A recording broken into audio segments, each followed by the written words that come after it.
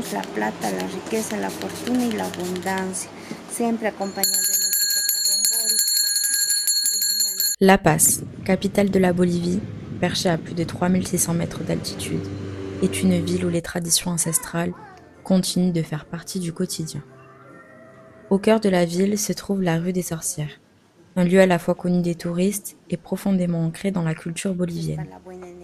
Les sorcières, appelées brujas ou chifleras, protègent leur savoir ancestral.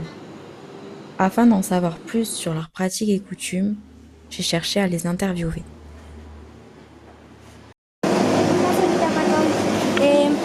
Nelly aquí quiere hacer una entrevista sobre el trabajo de las chifleras. ¿Será que tú nos puedes ayudar con eso? No está la dueña. No está la dueña. No está la dueña. Ah, ya, ok. Après plusieurs refus, j'ai demandé à Amara, guide bolivienne, de m'aider à établir un contact avec elle. En général, les sorcières sont très traditionnelles, par respect pour leur travail et le savoir-faire qu'elles détiennent. C'est donc très difficile d'entrer en contact avec l'une d'entre elles pour qu'elles nous ouvrent les portes de leur savoir-faire et nous montrent leur travail. Ce n'est pas quelque chose qu'elles doivent exposer, mais seulement partager avec les locaux et personnes concernées.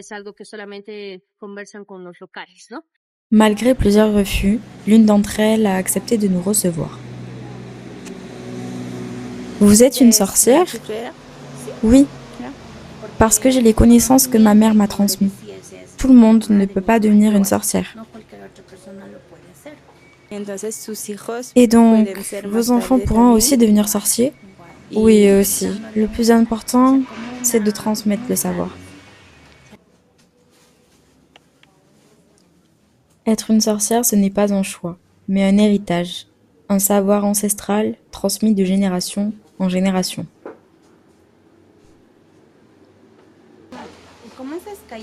La rue des Sorcières est très connue. Beaucoup de touristes viennent la visiter, notamment du Mexique ou du Brésil. Ils sont surtout intéressés par les amulettes et les statuettes que l'on a ici en Bolivie. Lame à sécher est suspendue, amulette ou table d'offrande. Ici, chaque objet a une signification précise. Le condor, gardien des dieux et du ciel, représente les anges et est utilisé pour garantir un voyage sûr et un futur fructueux. Le puma symbolise la protection, gardien de notre monde, tandis que le serpent, symbole de la culture ancestrale, représente le savoir et la connexion aux ancêtres, un guide spirituel dans notre vie actuelle. Les amulettes, confectionnées par les sorcières, apportent protection, argent et chance. Enfin, les médecines naturelles, préparées à base de plantes, sont utilisées pour soigner et protéger les maladies. Pour nous, les Boliviens, les tables d'offrande pour la Pachamama sont les plus importantes.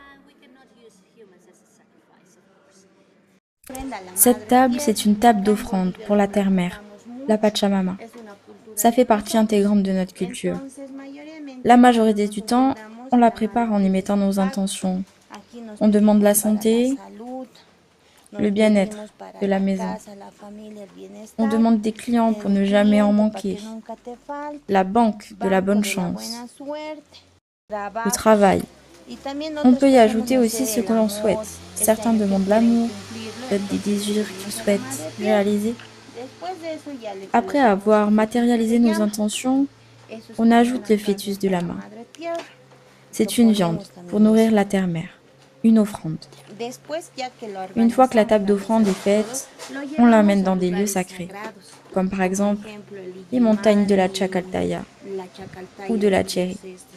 Ce sont des lieux sacrés. On y brûle l'offrande. Si la rue des Sorcières est aujourd'hui un lieu touristique, elle traduit une croyance profonde des populations andines envers la Pachamama. Les sorcières y sont gardiennes d'un savoir ancestral, transmettant traditions et rituels de génération en génération.